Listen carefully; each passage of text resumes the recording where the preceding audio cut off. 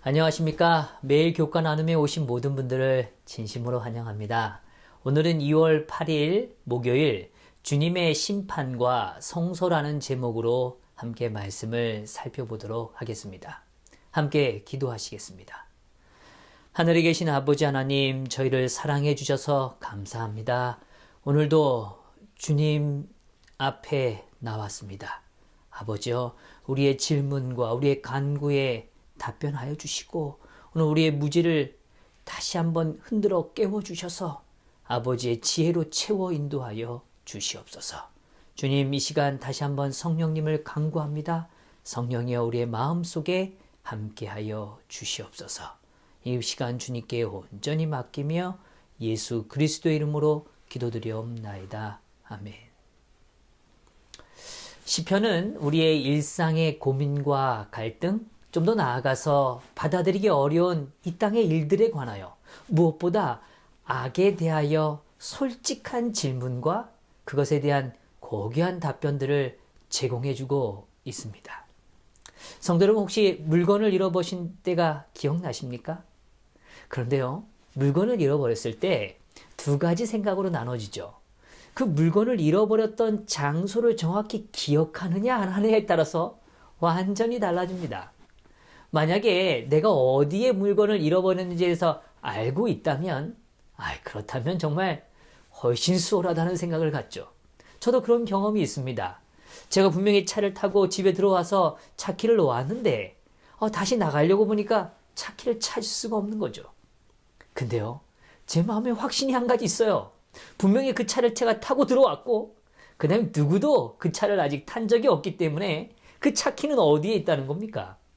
제 집안에 있다는 이야기죠. 정말 집안을 다 샅샅이 뒤집니다.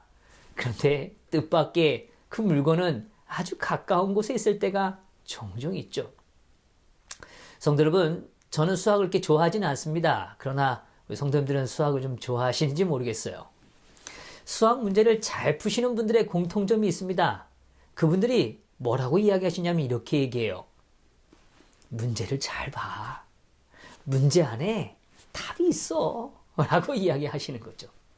참 어렵지만 그들의 확신은 분명합니다. 저는 시편 73편을 보면서 삶의 고민, 풀리지 않는 문제 앞에 있는 한 사람을, 또 한 고백을 보게 되는 것이죠. 그리고 그 풀리지 않는 문제를 잘못 발을 내딛고 엉뚱한 방향으로 가는 걸 보게 됩니다. 시편 73편 2절부터의 말씀입니다. 내가 악인의 형통함을 보고 오만한 자를 질투하였음이로다. 그들은 죽을 때에도 고통이 없고 그 힘이 강건하며 사람들이 당하는 고난이 그들에게는 없고 사람들이 당하는 재앙도 그들에게는 없나니 볼지어다 이들은 악인들이라도 항상 편안하고 재물은 더욱 불어나도다. 내가 내 마음을 깨끗하게 하며 내 손을 씻어 무죄하다 할 것이 실로 헛되도다. 성도 여러분, 혹시 이러한 고백, 이러한 마음이 드실 때가 있지 않으셨습니까? 저도 이러한 생각에 빠질 때가 있었습니다.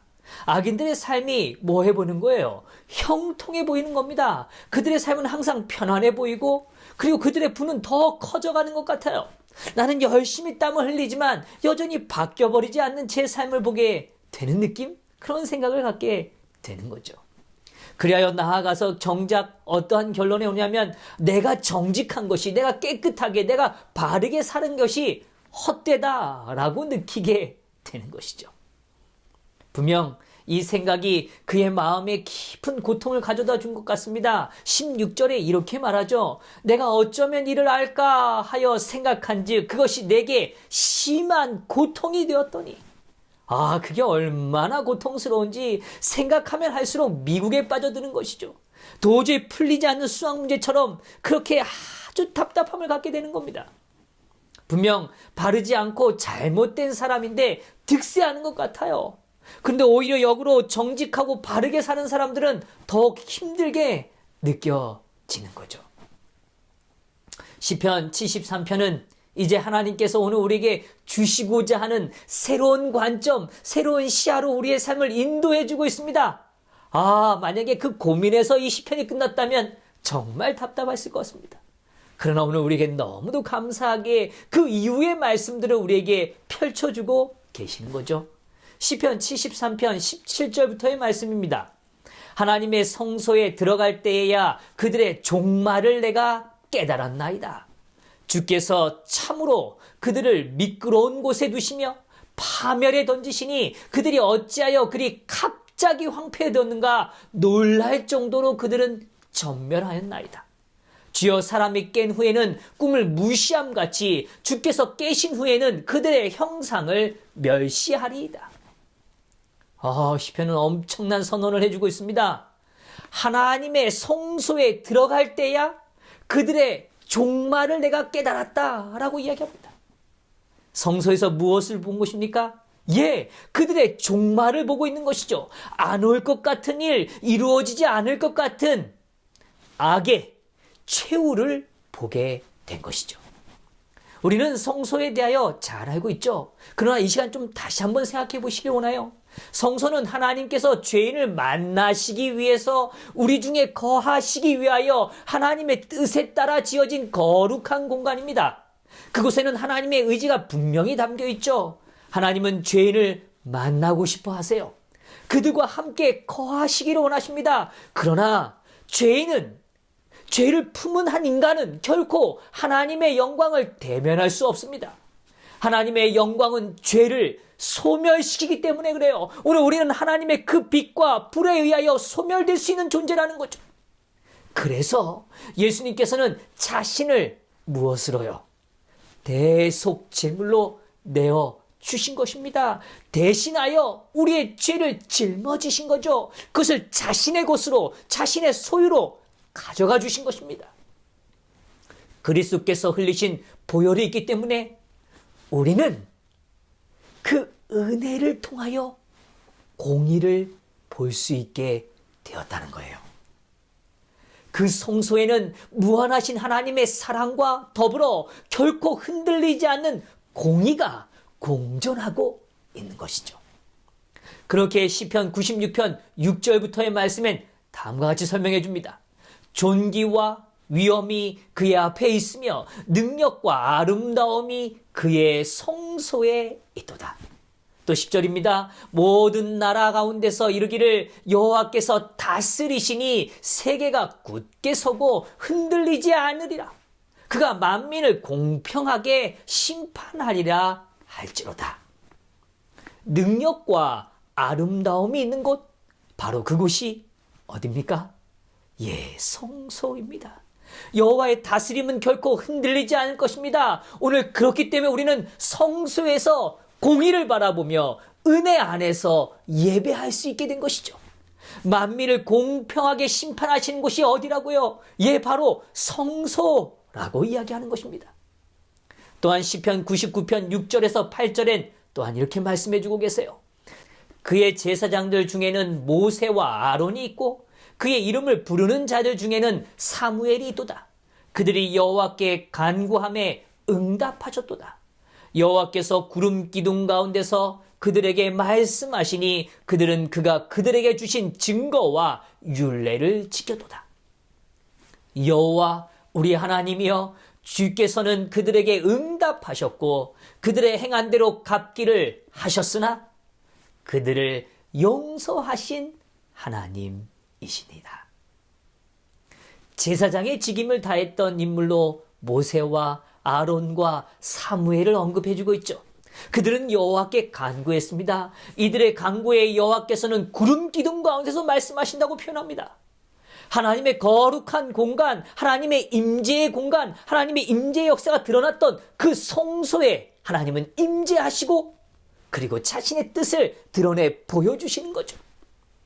여기 중요한 점은 시편 99편 7절에 있는 말씀이에요. 그들은 그가 그들에게 주신 증거와 율례를 지켰다라고 선언하고 있습니다. 이것이 무엇을 의미합니까? 하나님의 응답의 기초에는 분명한 하나님의 증거와 율례가 존재한다는 것입니다. 우리는 죄를 바라보며 악인의 행위를 바라보며 깊은 고민에 빠질 때가 있죠. 왜 그들은 득세하는가? 라고 질문합니다. 그러나 오늘 동시에 우리는 우리의 시선 속에 놓치지 않아야 되는 하나의 과정이 있죠. 시편은 우리의 시선을 죄를 처리하시는 하나님께로 인도해주고 있다는 겁니다. 죄의 속죄는 오직 그리스도의 보혈로만 가능하죠. 그때 우리는 하나님의 영광에 참여하는 축복을 누리게 되는 겁니다. 죄가 존재해요. 그러나 그 죄를 위하여 하나님은 속죄의 역사, 자신을 내어주시는 역사를 보여주시죠. 그것을 통하여 우리는 성소를 지나 지성소의 영광에 이르게 되는 겁니다.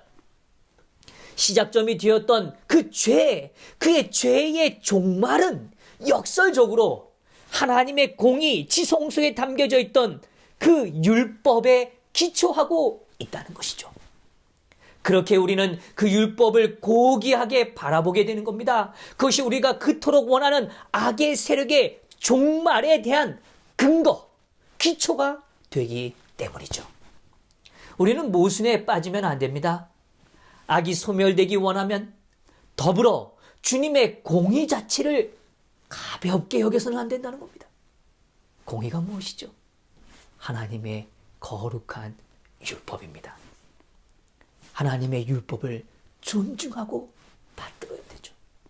그것이 오늘 우리가 해야 할 일입니다. 하나님의 공의는 결코 흔들리지 않습니다. 시편 99편 8절 다시 돌아가 봅니다. 그들이 행한 대로 갚기는 하셨으나 그들을 용서하신 하나님이십니다. 여기 귀한 말씀이 담겨 있습니다. 성서에 담겨진 죄의 종말과 하나님의 용서를 동시에 보게 되는 거죠. 그것은 우리에게 주어진 더 없는 은혜라는 것입니다. 우리에게 은혜가 주어지지 않았다면 오늘 우리는 공의도 볼 수 없죠. 하나님의 영광에 이를 수도 없는 것입니다. 영감의 글에선 다음과 같은 진리를 설명해 주고 계세요. 그대가 공의를 행하려고 할 때에는 공의에는 자비라는 쌍둥이 형제가 있다는 것을 기억하라. 이 둘은 나란히 서며 서로 분리시켜서는 안 된다. 너무 감사하지 않습니까? 이것이 하나님의 사랑이고 공의입니다. 절대로 분리될 수 없는 거죠. 항상 나란히 존재하는 겁니다. 오늘 우리의 삶이 이 땅을 살아가면서 여전히 놓치지 말아야 되는 시선이 이것이라고 이야기해 주는 거죠. 하나님의 성소는 완전한 공의와 무한한 자비가 공존하는 아름다운 공간이죠. 우리의 육체와 마음은 악한 세력들에 의하여 쇠약해져 갈 수 있습니다. 여전히 미움이 남아있을 수 있어요. 그러나 우리의 마음의 반석이 되시는 하나님, 영원한 분깃이 되시는 하나님, 그 계시는 하나님을 인하여 찬양을 드리게 되는 거죠. 시편에 표현된 이 분깃이라는 건 할당되어진 못 또는 영토를 의미하는 단어죠. 사람들의 마음이 흔들리지 않고 미끄러지지 않을 수 있는 이유, 오늘 우리의 마음이 머물 수 있는 땅, 그것은 어디입니까? 은혜와 공의의 하나님, 그분이 계시는 성소라는 것을 고백하게 되는 겁니다. 이제 악인의 형통함을 바라보면서 마음이 미끄러질 뻔했던 오늘 시편의 저자는 다음과 같은 귀한 말씀으로 우리에게 삶을 비춰주고 있습니다. 내 마음이 산란하며 내 양심이 찔렸나이다. 내가 이같이 우매무지함으로 주 앞에 짐승이 오나 내가 항상 주와 함께하니 주께서 내 오른손을 붙드셨나이다. 주의 교훈으로 나를 인도하시고 후에는 영광으로 나를 영접하시리니 하늘에서는 주 외에 누가 내게 있으리요. 땅에서는 주밖에 내가 사모할 리 없나이다. 악을 미워하고 악인의 득세가 나에게 고통을 주지만 그랬지만 내 마음에 이미 악이 있음으로 인하여 나 또한 그들과 별반 다르지 않는 연약한 존재라는 것, 더불어 그들의 삶이 무너져 내리고 어느 순간 그 종말을 보았을 때 그들이 이렇게 사라지는구나 라고 느껴지는 그 한계점 안에 우리는 우리의 삶을 겸손하게 보게 된다는 거죠. 한 마리 짐승과 같은 우리의 존재였지만 그분의 은혜로 오늘 우리는 다시 한번 성소의 축복을 누리게 되는 것입니다. 주님의 은혜가 오늘 그분의 오른손이 우리를 붙들고 계시는 것이죠. 오늘 주님의 영광에 이르는 축복, 그것은 하나님의 은혜임을 기억하십시다. 그렇게 오늘 우리는 이 땅에서 오직 하나님만을 사랑하고 오직 하나님만을 사모하는 존재로 살아가십시다. 오늘 28절엔 또한 이렇게 말해줘요. 하나님께 가까이 함이 내게 복이라. 내가 주 여호와를 나의 피난처로 삼아 주의 모든 행적을 전파하리이다. 사랑하는 성도 여러분, 하나님께 가까이 가십시다. 우리의 피난처 되시는 그분께로 향하십시다. 우리를 향한 한없는 은혜와 완전한 공의의 공간인 성소 안에 머무십시다. 그곳에서 주님을 예배하는 자로 살아가는 겁니다. 그분은 거룩한 손길로 우리를 인도해 주셨고 앞으로도 동행해 주실 것입니다. 우리가 할 수 있는 일이란 그분 안에서 그 삶 안에 피난처로 삼아 오늘 우리가 주님께서 우리를 위하여 하시는 행적을 전파하는 그것이 우리가 해야 할 일인 것이죠. 오늘도 오늘 악의 득세함을 바라보면서 흔들리지 마시고 하나님의 그 은혜의 보좌 앞으로 공의의 자리로 나아가시는 저와 우리 성도님들 되시기를 간절히 바라면서 말씀을 마치겠습니다. 하늘에 계신 아버지 하나님, 저희를 사랑하여 주셔서 감사합니다.